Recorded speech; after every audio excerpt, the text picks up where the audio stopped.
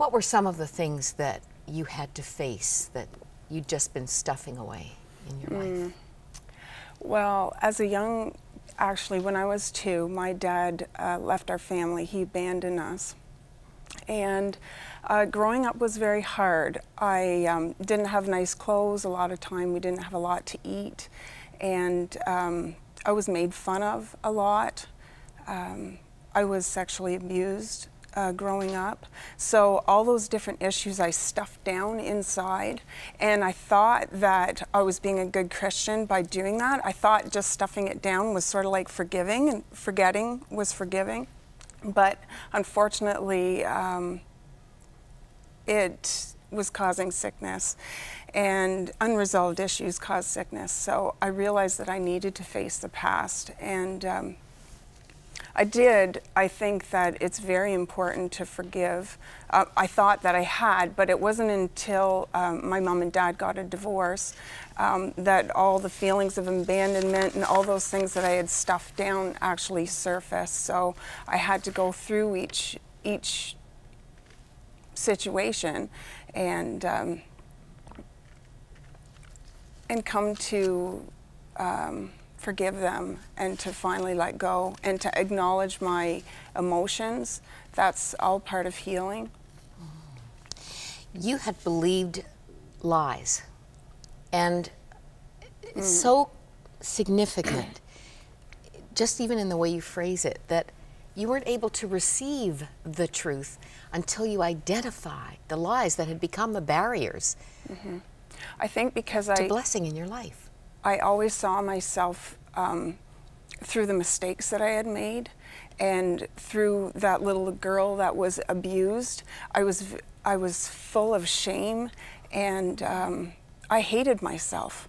But yet I put on a mask for the whole world to see, and I let on like I was happy, but really inside I wasn't. How did God use this unwelcome illness and the whole journey to set you free, Nancy? I think one of the things that we do is our earthly authority sets a standard for how we relate to God. We think that God is the same way, and whether we've been abused or abandoned or whatever, we think that God is the same way, that so for me, and I think too, when the night I was diagnosed, I woke up in the middle of the night crying uncontrollably, and I called out to God and I asked him to please comfort me. And I felt this warmth and peace come over me, and it was like he wrapped his arms of love around me.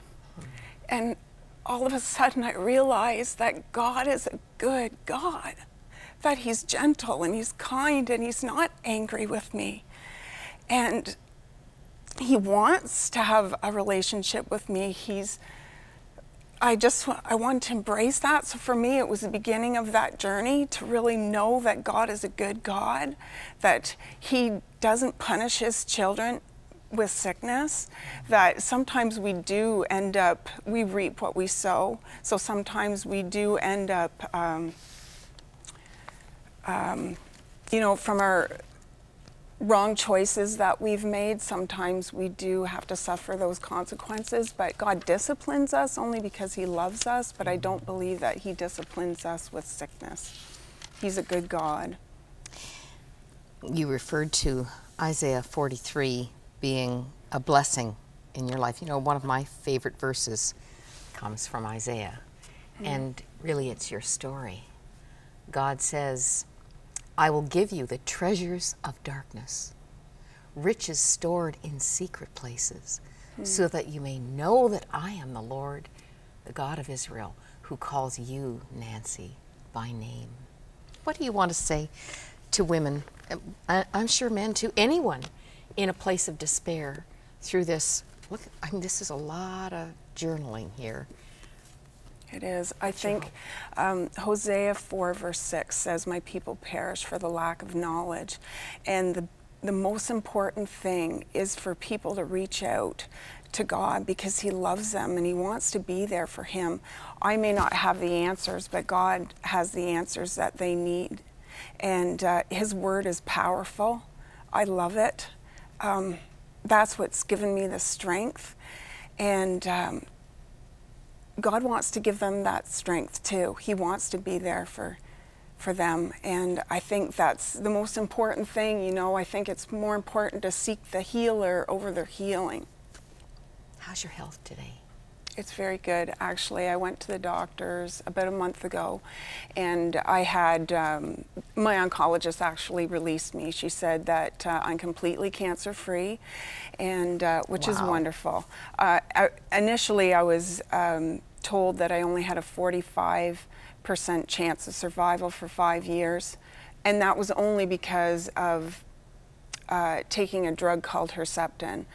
Without that, it was very grim. They wouldn't even give me a statistic. So the fact, and also they said that there was a 50% chance of reoccurrence for within the 5 years. So, and it's been 6, and I am completely cancer-free.